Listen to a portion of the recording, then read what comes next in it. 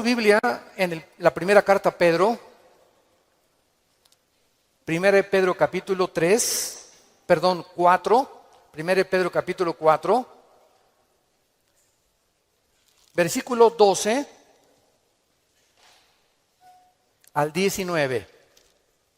Primera de Pedro 4, versículos 12 al 19. Amados, no se sorprendan del fuego de prueba que os ha sobrevenido, como si alguna cosa extraña les aconteciera, sino gócense por cuanto son participantes de los padecimientos de Cristo, para que también en la revelación de su gloria se gocen con gran alegría. Si son vituperados por el nombre de Cristo, son bienaventurados, porque el glorioso Espíritu de Dios reposa sobre vosotros. Ciertamente de parte de ellos Él es blasfemado, pero por vosotros es glorificado. Así que ninguno de ustedes padezca como homicida, o ladrón, o malhechor, o por entremeterse en lo ajeno. Pero si alguno padece como cristiano, no se avergüence, sino glorifique a Dios por ello. Porque es tiempo de que el juicio comience por la casa de Dios.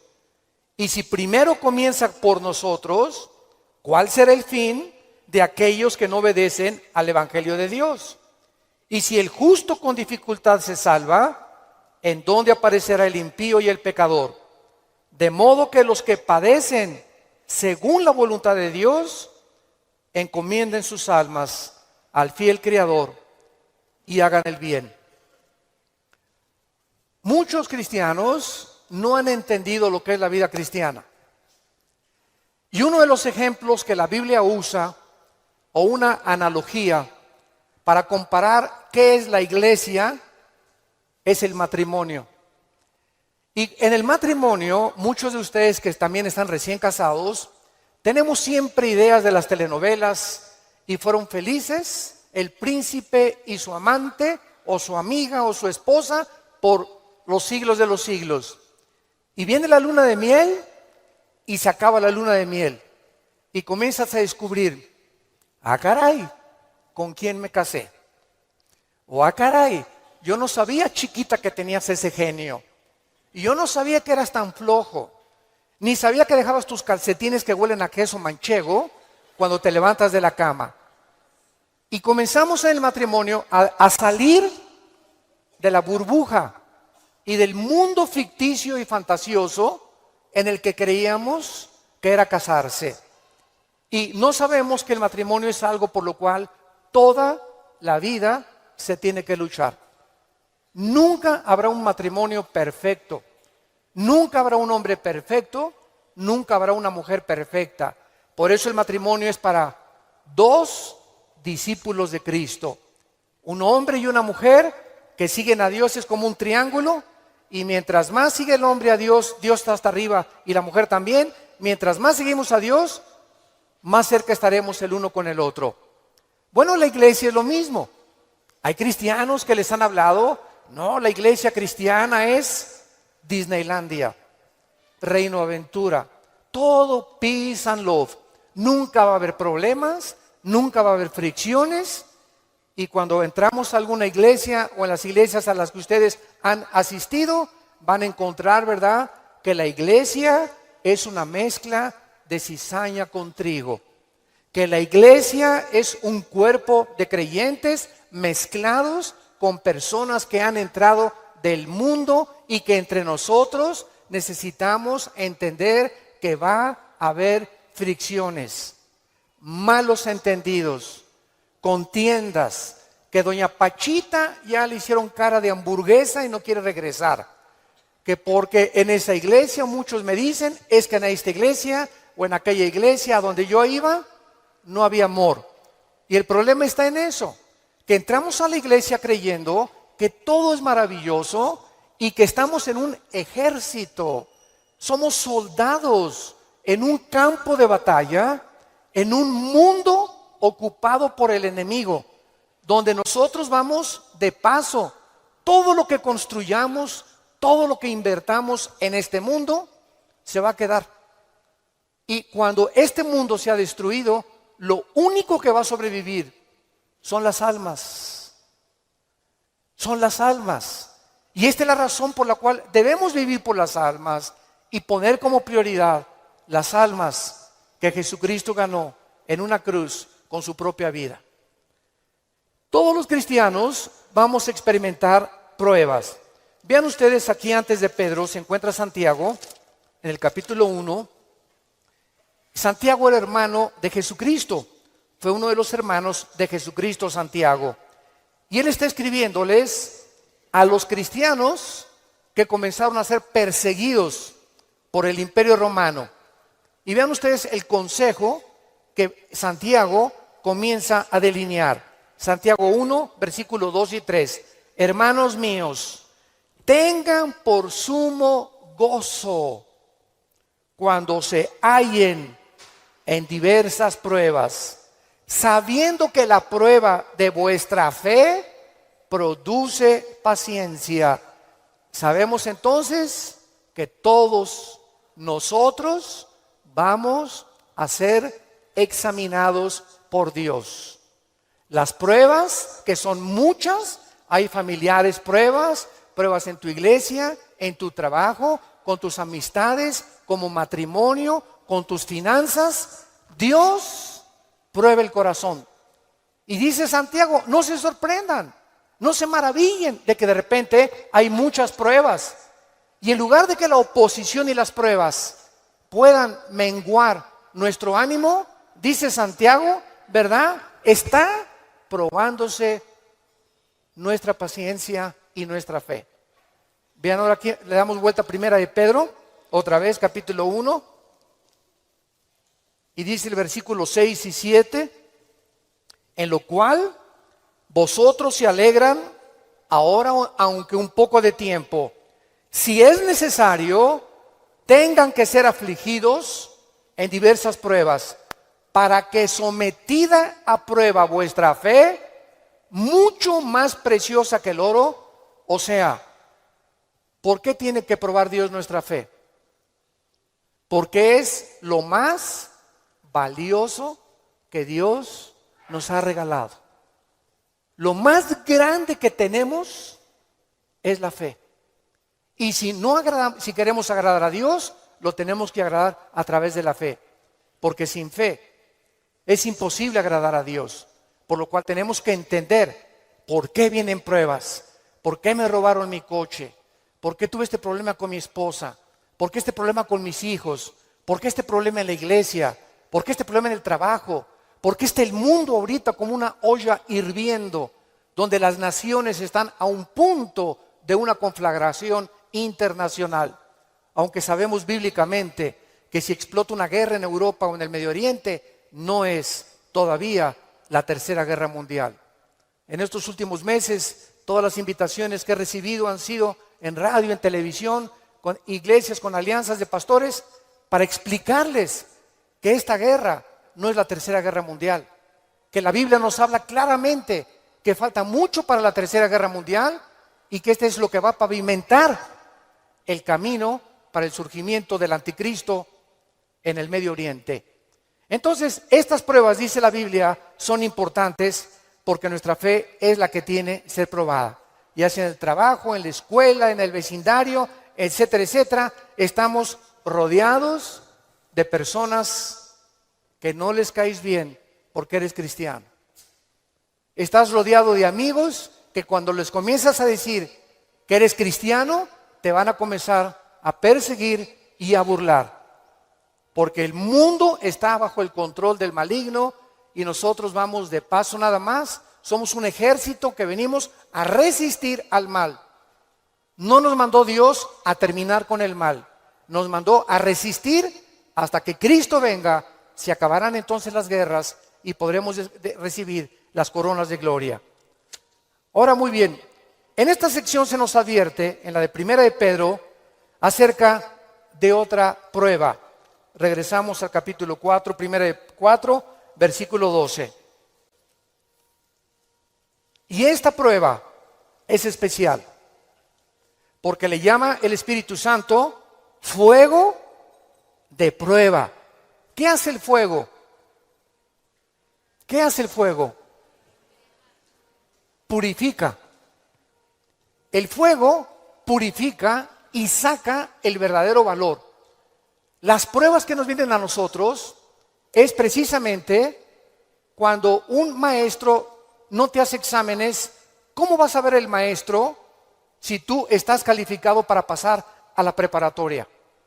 Forzosamente tenemos que ser examinados, ¿verdad? Con pruebas. Ahora tú te puedes preguntar, ¿qué Dios no sabe si voy a pasar o no voy a pasar la prueba? ¿Para qué nos hace pruebas Dios? Los maestros, yo entiendo que es para saber el coeficiente intelectual o la intelectualidad o el conocimiento que tienen los alumnos. Pero Dios, ¿por qué nos prueba? ¿Cuál es la respuesta? Dios sabe lo que hay en tu corazón, pero Él quiere que nosotros sepamos lo que hay en nuestro corazón. Que descubramos a través de las pruebas cuánta maldad hay dentro de nosotros. Cuántas cosas hay dentro de nosotros que necesitan ser quemadas todos los días. Cuántas cosas hay dentro de nosotros porque aunque seamos cristianos, seguimos teniendo el potencial de ir en contra de las leyes de Dios. Por eso dice en Gálatas 5, las obras de la carne son esto y esto y esto: fornicación, adulterio, borracheras, drogadicto, hechicerías, ocultismo, etcétera, etcétera. Un cristiano puede caer en las cosas que él practicaba antes de que fuera cristiano, si el cristiano abandona a Dios. Y cuando descubrimos la maldad que hay dentro de nosotros, ¿qué podemos hacer? Gritar como Pablo en Romanos 7, miserable de mí, en mí no mora el bien que quiero hacer no lo hago, lo que no quiero hacer eso hago. Entonces encuentro que en mi mente me dice, no fumes, el cigarro te va a molar los dientes, la lengua, la faringe, el esófago, la tráquea, los pulmones, el corazón. ¿Y por qué sigo fumando? Veo otra ley. Mi mente me dice, estás mal, pero mi corazón me dice, hazlo. Y mi carne le gana a mi razonamiento. Y entonces Pablo dice, miserable de mí, y dichosos los que han descubierto esto. Oh Dios mío, ¿por qué volví otra vez a prender el canal de la pornografía? Yo no quería ver esa pornografía. ¿Por qué caí ayer con mis amigos y me emborraché la semana pasada? Soy cristiano, ¿por qué lo hice? ¿Por qué le grité a mi esposa como le debía haber gritado? No debía haberle gritado. ¿Por qué lo hice? Y qué mal nos sentimos cuando comenzamos a descubrir esa maldad. Y qué buen síntoma es que digas, ¿por qué lo hice? Eso muestra que tenemos al Espíritu Santo, que nos está redarguyendo, que nos está diciendo, esto que hiciste está mal. Antes lo hacías y no te importaba y te dormías ni pedías perdón. Pero ahora cuando pecamos nos damos cuenta, nos entristecemos, nos llenamos de una ansiedad tremenda en el corazón porque no tenemos paz. Es la paz que nos quita Dios hasta que vengamos a la cruz y le pidamos perdón y la sangre de Cristo nos limpia de todo pecado. Pero esta es la razón por la cual las pruebas Dios nos las manda, para que vayamos evaluándonos honesta, íntegra y sinceramente en qué nivel nos encontramos de espiritualidad. Vayamos a Santiago capítulo 1 otra vez con este versículo y vamos a ver algunas verdades prácticas antes de desarrollar el pasaje que acabamos de leer. Veamos algunas verdades prácticas de las pruebas. En primer lugar, las pruebas son algo común en la vida cristiana. Dice Santiago, cuando os halléis en diversas pruebas. En segundo lugar, estas pruebas, van a venir en diferentes categorías. De repente, estás tranquilo, eres deportista, tomas vitaminas, estás perfectamente sano y te vas a hacer unos exámenes de sangre y las radiografías y la biometría hemática de sangre te dice el médico tiene usted cáncer, o tiene usted diabetes, o padece usted un problema, ¿verdad?, renal, etcétera, etcétera. En el momento que oímos esta noticia, toda nuestra vida cambia. En ese momento dices, ¿qué me está pasando? ¿Cómo me pudo suceder esto a mí? Fue una prueba de fuego. O de repente tu hijo cayó y chocó, o tu hija se mató, o tu esposo se murió, o se cayó tu casa, o se incendió tu coche. Nunca sabemos qué va a suceder el día de mañana. Entonces tenemos que estar preparados para entender que estamos en un mundo donde somos vulnerables y donde cualquier cosa puede suceder, y Dios lo va a permitir con un propósito siempre, siempre santo, que va a resultar para un bien. Cuando oigas de ese accidente, de esa enfermedad y de ese problema, no lo entendemos. ¿Qué está pasando en la iglesia? ¿O qué pasó en mi casa? ¿O qué pasó con el gobierno? ¿O un golpe de estado? No entendemos cuando explota una bomba. Hay mucho humo y no se puede entender qué es lo que está pasando.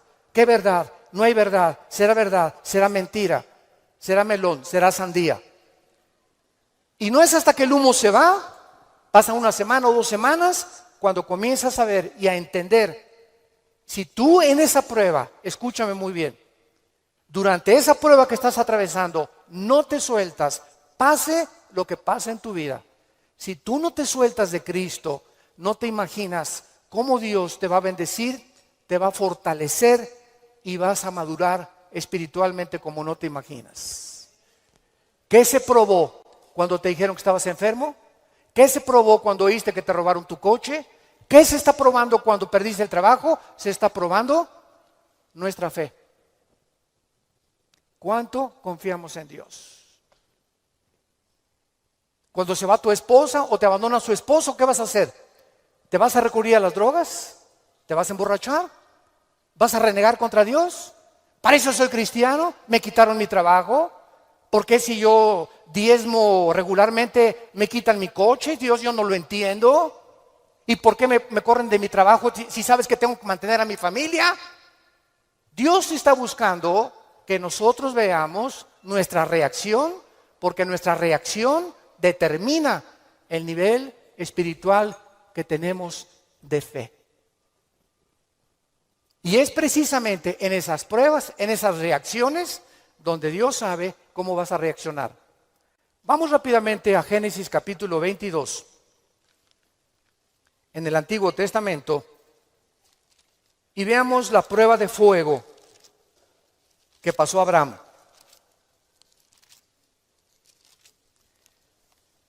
Abraham ya era un hombre maduro, ya tenía el hijo de la promesa, Isaac. Y a Abraham se le llama en Romanos capítulo 4 el padre de la fe. Por algo será, ¿verdad? Por algo será, porque son las pruebas de fuego las que nos gradúan en el ejército de Dios. Las pruebas, no las muchas pruebas, nos van preparando, pero hay una prueba de fuego que es nuestra graduación. Cuando ya Dios se da cuenta que no importa lo que pase en tu vida, nunca te soltarás de Él. Nunca blasfemarás de su nombre, nunca te llenarás de rencor ni de amargura contra nadie. Hayan hecho lo que te hayan hecho o lo que nos hayan hecho, el veneno más grande que nos impide graduarnos es la amargura. Es el veneno más grande de la vida cristiana. Bueno, aquí se encuentra Abraham, capítulo 22 del Génesis, y dice: aconteció después de estas cosas, o sea, estas cosas son todas las pruebas que Abraham había atravesado, que probó Dios a Abraham. Abraham podría decir: ¿otra? Oye, ¿otra, Señor? ¿Es juego? O sea, ¿otra prueba? Pero Adán, quiero decirte una cosa, Abraham. Esta prueba, ¿verdad? No te imaginas va a ser la bendición más grande para tu vida y para 1000 generaciones después. A los que les interese la palabra prueba en el hebreo, es la palabra nasá, con H al final.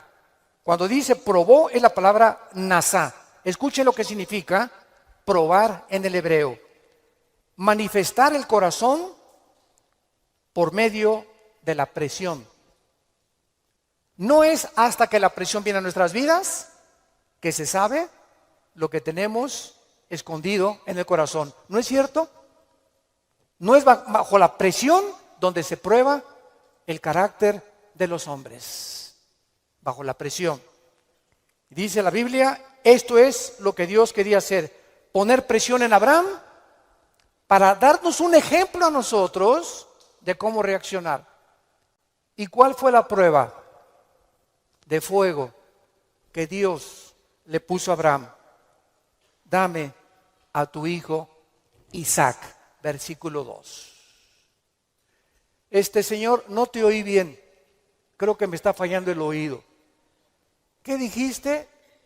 Que me des a tu hijo. Señor, ¿estás bien? ¿No necesitas un mejoral? ¿Me estás hablando? ¿Eres tú? ¿No será un demonio el que me estará hablando? Señor, tú me dijiste que este hijo era el hijo de la promesa, no era Ismael.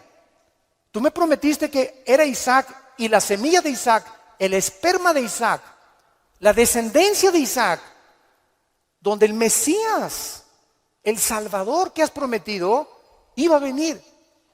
¿Cómo me lo pides? ¿Y cuál es la respuesta de Isaías 55, 8 y 9? Mis pensamientos no son vuestros pensamientos, y mis caminos no son vuestros caminos, ovejas santas, amadas de Dios. Así como los cielos son más altos que la tierra y mis pensamientos más altos que ustedes, así es como yo tengo que pensar para que ustedes comiencen a entender que yo no pienso como ustedes y que la fe es mantenerte de pie y seguir creyendo aunque no haya explicación inmediata. Señor, no entiendo qué pasó con mi casa, no entiendo por qué perdí el trabajo, no entiendo lo que está pasando, no entiendo esto, no entiendo aquello, pero como dijo Job, aunque tú me matares, seguiré confiando en ti. Y seguiré esperando y sabiendo que cuando se disipe el humo y entienda tus caminos, tienes algo mejor para mi vida. Esa es la fe. ¿Y qué hizo Abraham? No abrió la boca, no discutió. No vemos aquí que se puso al brinco con Dios. Abraham, Isaac, ven hijo mío. Muchachos, los siervos de Abraham, traigan la leña. Y entonces los dejó ahí en el monte a los siervos y agarró a Isaac y comenzaron a subir al monte Moriah. Escuchen, el monte Moriah fue donde Dios no perdonó a su hijo. Dios perdonó a Isaac, pero Dios no perdonó en el mismo monte a su hijo Jesucristo 4000 años después. Y cuando iban camino al monte, le dice Isaac a Abraham: Padre, ¿dónde está el sacrificio? Y Abraham no le dice nada. Dios proveerá. Y entonces se acuesta Isaac y lo amarra a Abraham, y cuando levanta la mano, dice el versículo 10 y el versículo 11, y extendió Abraham su mano y tomó el cuchillo para degollar a su hijo. Entonces el ángel de Jehová le dio voces desde el cielo y dijo: Abraham, Abraham. Y él respondió: heme aquí. Y dijo: no extiendas tu mano sobre el muchacho, ni le hagas nada, porque ya conozco que temes a Dios, por cuanto no me rehusaste darme a tu hijo. Dios, síganme con cuidado, no estaba buscando el sacrificio de Isaac. Dios estaba buscando el sacrificio de las emociones y los sentimientos de Abraham.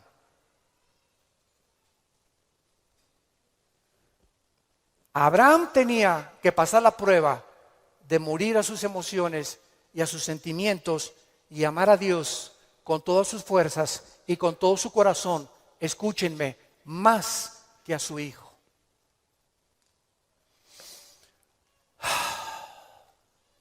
En el Nuevo Testamento se acercaron a Cristo, se los voy a explicar con más detalles, y le dijeron, ¿cuál es el más grande mandamiento? Y contestó Jesucristo, amarás a Dios con todo tu corazón, con todas tus fuerzas y con toda tu alma, y a tu prójimo como a ti mismo. Muy bien, hace algunos años yo le pregunté, orando le pregunté a Dios, porque alguien, ¿verdad?, me metió una idea satánica, un ateo, en un hotel, me acuerdo que se acercó y me dice, oiga, señor Alducin, el Dios que ustedes adoran es un misógeno, es un ególatra, es un Dios que solamente busca a Él, a Él, a Él, que nada más dice, ámame a mí con todo tu corazón, más que a tu esposa, más que a tus hijos. ¿Cómo puede ser esto posible? Me dijo este ateo. ¿Cómo puede usted reconciliar a un Dios que nos diga que lo amemos más a Él que a la propia familia? Y entonces me fui muy confundido. Me comenzó a dar vuelta, porque en ese momento me quedé así, ¿verdad? Le dije, ¿sabe una cosa? Voy a orar y le prometo que voy a buscar una respuesta de Dios. Nadie me había hecho nunca ese ataque a mi fe. Entonces pasó como unas 2 semanas, me puse a orar, ayuné como 2 días buscando esta respuesta y fue tan clara de parte de Dios. Y el Señor me mostró en la Biblia lo siguiente. Mira, hijo, me dice Dios, cuando yo les pido a ustedes, ámenme con todo mi corazón y con toda mi mente, ¿saben por qué se los pido? Porque tu mamá, tu esposa y tus hijos y tu perro Fido y tu cotorro y lo que más amas en tu vida y tu jarrón chino y la casa que tienes y que la amas, todo lo vas a perder y al final de tu vida te vas a quedar solo. Todos nos quedamos solos al final de la vida. Los hijos se tienen que ir, si no se casan se mueren, la esposa tiene que morir, él tiene que morir, escúchame muy bien. Y si tú tenías todos tus afectos en tu hijo que se fue, o en tu esposo que se fue, o en tu perro que te quitaron, cuando se vaya tu hijo, cuando te quiten a tu esposo, cuando te abandone tu mujer, te vas a hundir porque no tendrás las fuerzas de seguir viviendo. Pero cuando amas a Dios con todo tu corazón y con toda tu alma, y pierdes algo por acá, y pierdes algo por acá, y pierdes esto y por acá, ese amor que tú le tienes a Dios es el que nos sostendrá para seguir viviendo con Él, con las fuerzas de seguirlo amando.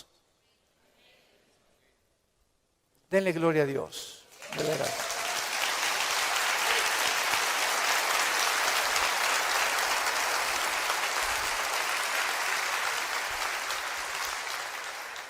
La fe es creer aunque no entendamos. Si Dios lo dijo, tiene una razón.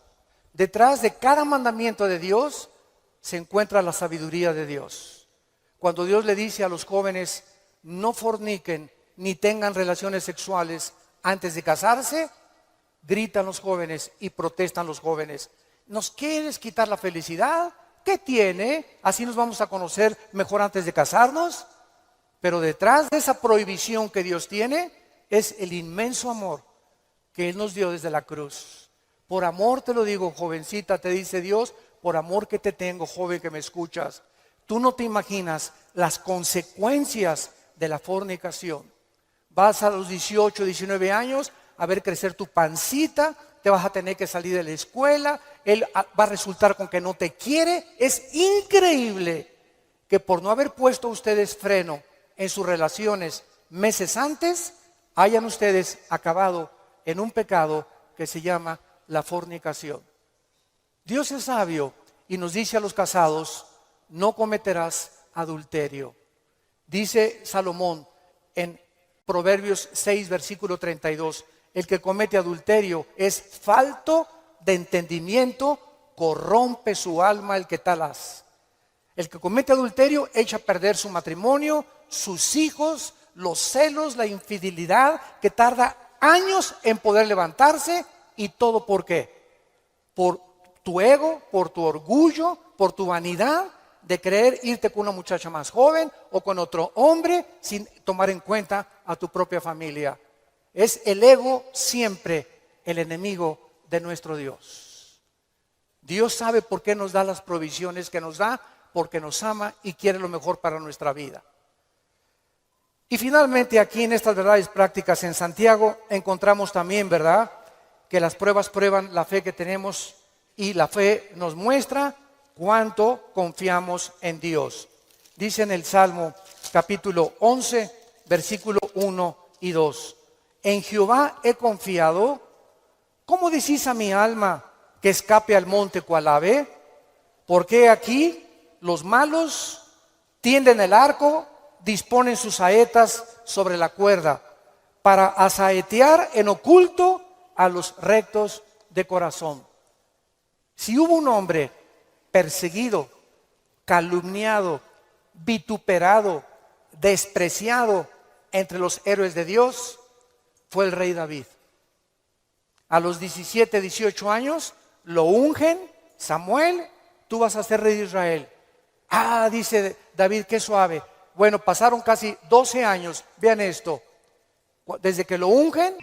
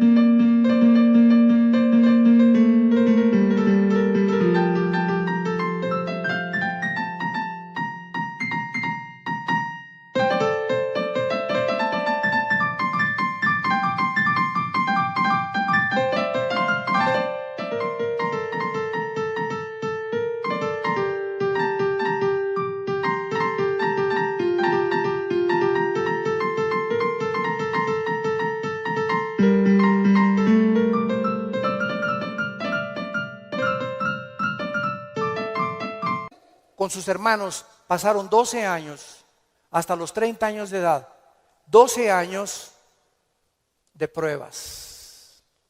El hombre que Dios había escogido para sentarlo en el trono de Israel tenía que ser probado.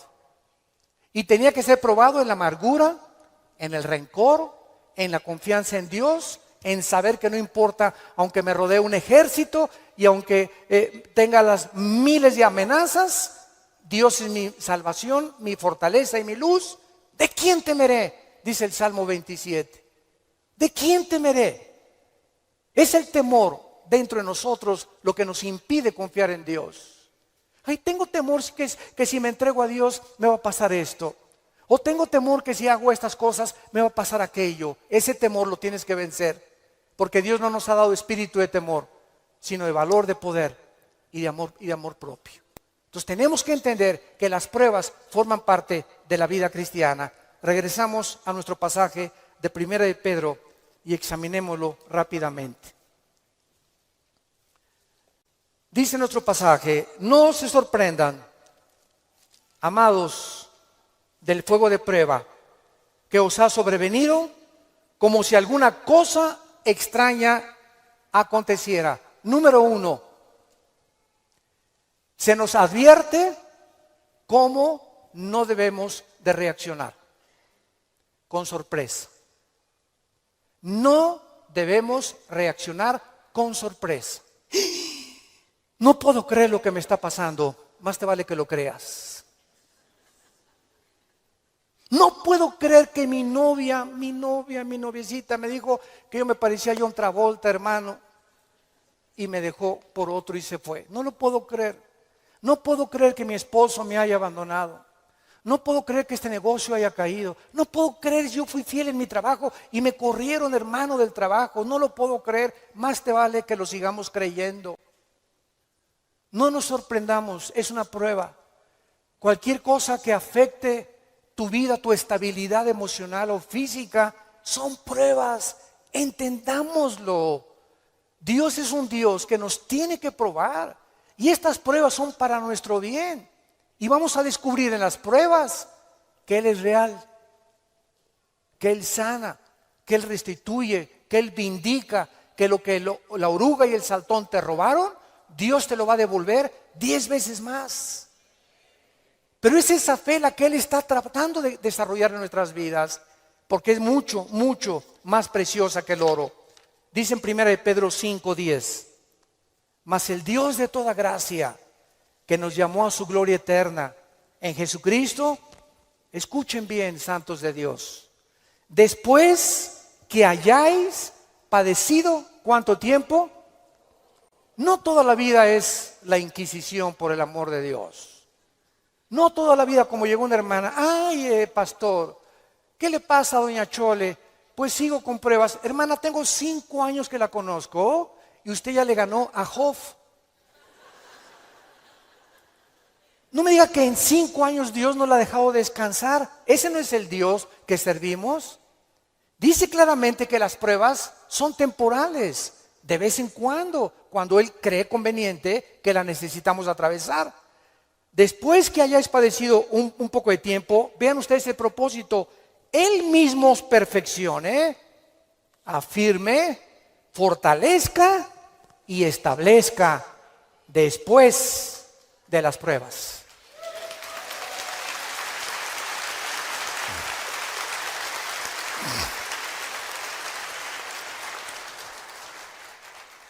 Ahora, veamos lo que tenemos que hacer. 1 Pedro, en nuestro pasaje capítulo 4, versículo 13. Número 1, se nos manda que cuando te digan, te robaron tu coche, se fue tu esposo, se fue tu esposa, te pasó esto, te pasó aquello, te goces. Cualquiera diría, ¿está usted loco? ¿Está usted loco? ¿Cómo voy a gozar cuando me dijeron que tengo diabetes? ¿Cómo voy a gozar cuando me robaron la cartera del cristalazo? Hermano, ¿no está viendo cómo estoy? Que tengo aquí un martillo para encontrar el que me rompió el carro. Le voy a dar un martillazo en la cabeza si me lo encuentro. O mi esposo, ¿verdad? Con la cara de cocodrilo. Qué bueno que se fue el cocodrilo y que se fue, ¿verdad? Ten mucho cuidado que tu reacción sea de gozo. Y les voy a explicar lo que se encuentra detrás. Cuando Job llegó,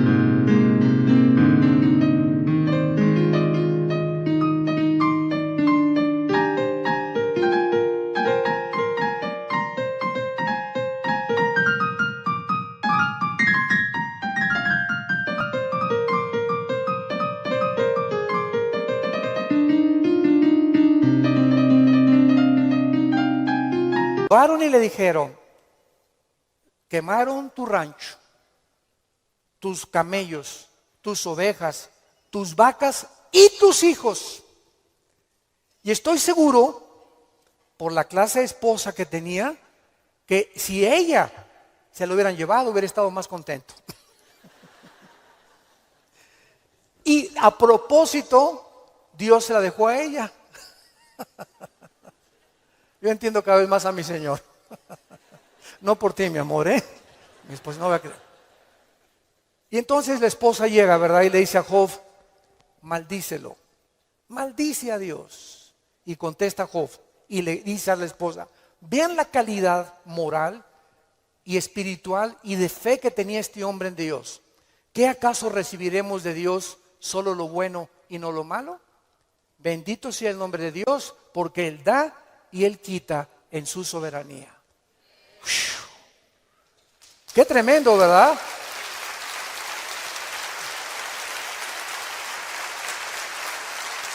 Qué tremendo. Entonces, en ese momento, cuando somos asaltados por dudas y malas noticias, en otras palabras, porque son malas noticias, En ese momento tengamos mucho cuidado de no permitirle a nuestro corazón que nos gobierne la lengua, porque de la abundancia del corazón habla la boca.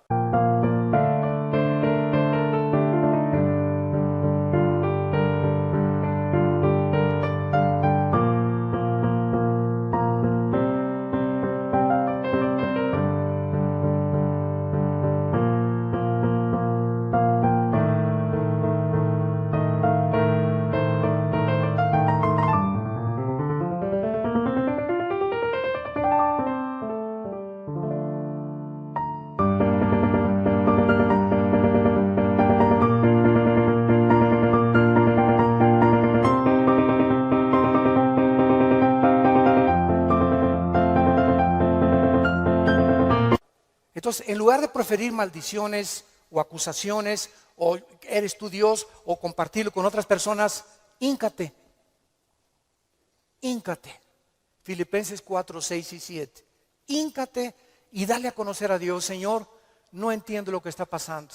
No entiendo por qué me pasó esto. ¿Por qué esta enfermedad? Oh Dios, no entiendo, pero quiero seguir confiando en ti. Solo te pido que mientras esto pasa y no lo entiendas, me fortalezcas y me muestres la razón para que yo pueda seguir bendiciéndote y adorándote. Es el tiempo más difícil de nuestra vida cuando no entendemos lo que está pasando. Vamos rápido a 2 Corintios capítulo 12. 2 Corintios capítulo 12 y veamos lo que le pasó al apóstol Pablo y la forma como él reaccionó. 2 Corintios 12.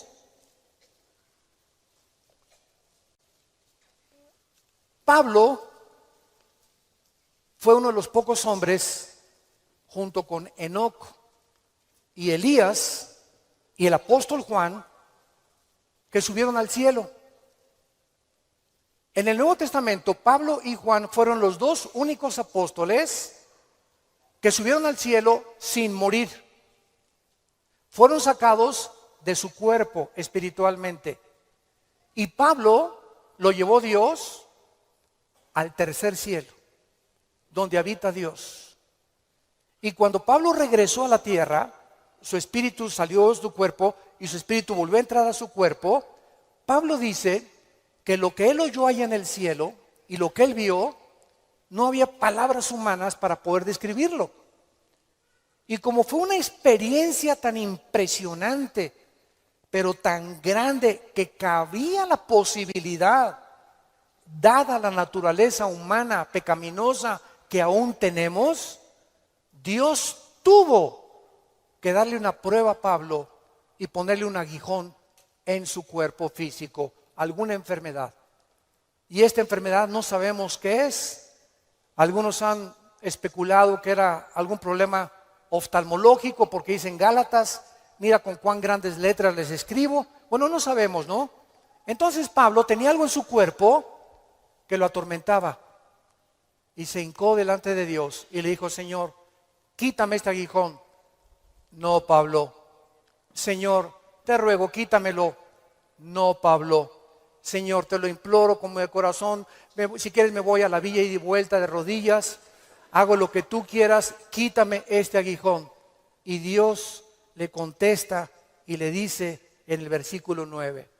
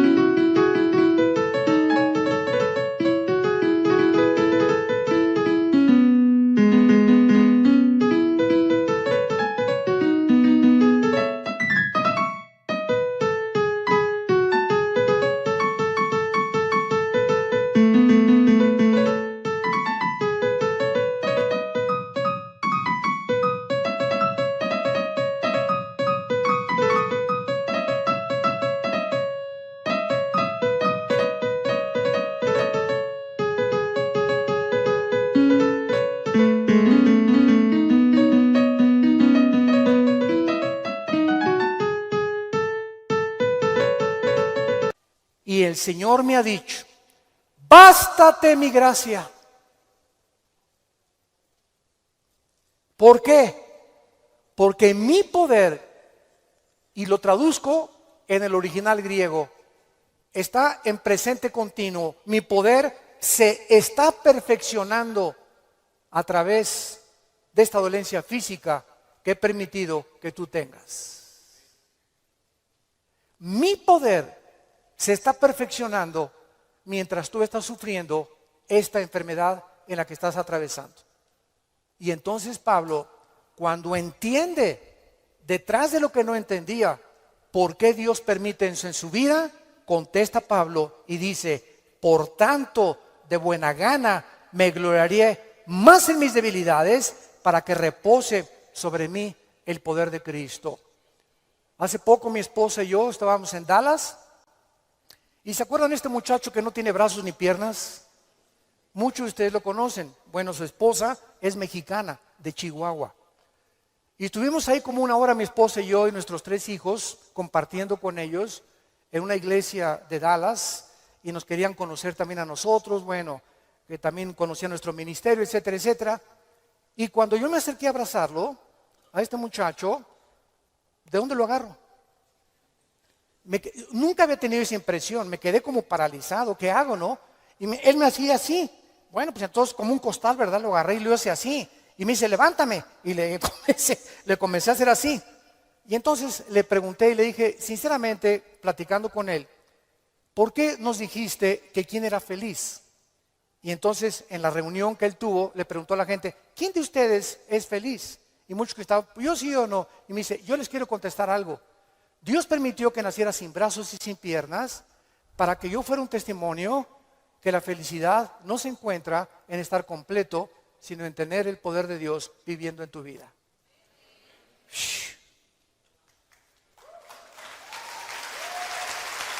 ¡Qué tremendo!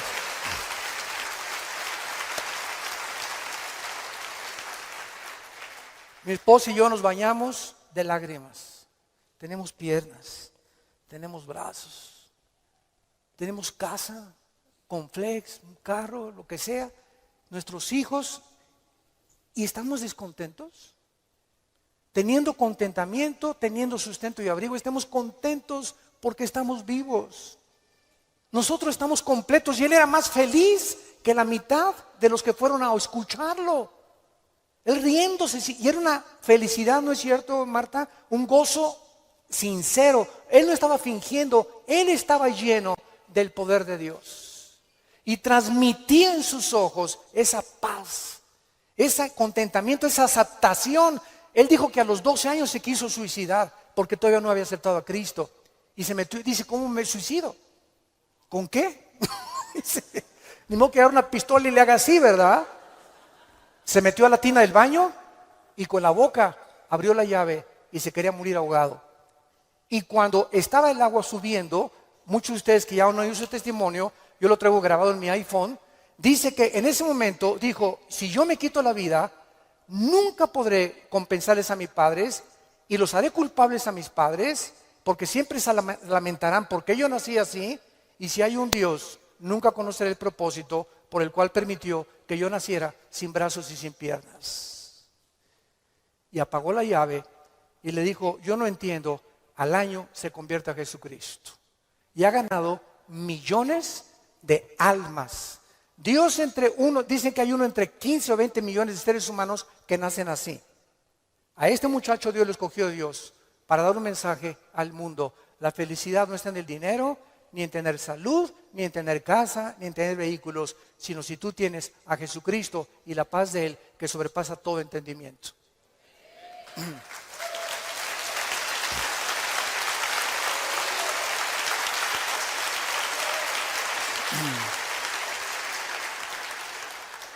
Y finalmente regresamos a nuestro pasaje de 1 de Pedro capítulo 4, dice así: gócense, versículo 13, por cuanto son participantes de los padecimientos de Cristo, para que también en la revelación de su gloria se gocen con grande alegría.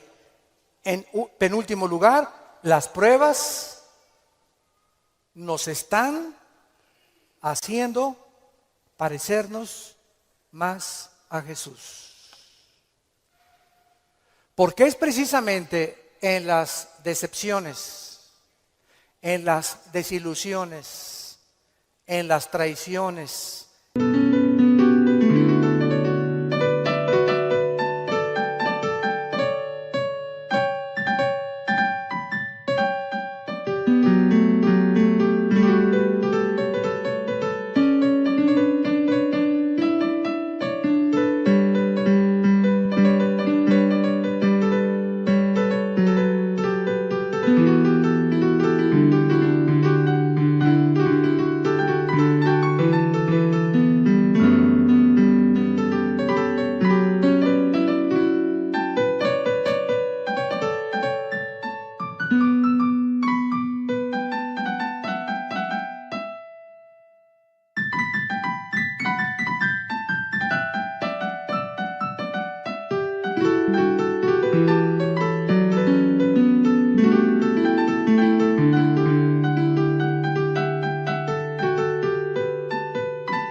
En la persecución, en el abandono de tu esposa, en la muerte, etcétera, etcétera, en todas estas cosas que forman parte de la vida, donde comenzamos a entender que no nos sorprendamos, estamos en un mundo muy feo, donde el pecado abunda. Este grupo de ISIS en el Medio Oriente ya no son seres humanos, son zombies, son monstruos, seres humanos deshumanizados completamente, sin ningún sentimiento, sin ninguna emoción, sin ningún corazón, ninguna conciencia. A los niños ahora los enseñan a ellos que a las víctimas les corten la cabeza y jueguen fútbol con las cabezas para desensibilizarlos y deshumanizarlos a los 8 años de edad. Ese es el mundo que vivimos. ¿Nos sorprende? No nos sorprende, porque la Biblia dice, 2 Timoteo 3, vendrán tiempos feroces, peligrosos, hombres amadores de sí mismos, donde no les importará absolutamente nada más que su ego y su propia vanidad, y el imperio y el espíritu de control. Todo espíritu que quiera controlar y dominar a los demás es un espíritu de brujería. ¿Se acuerdan a Cristo antes de morir? Que llegan los hijos de Zebedeo con la mamá.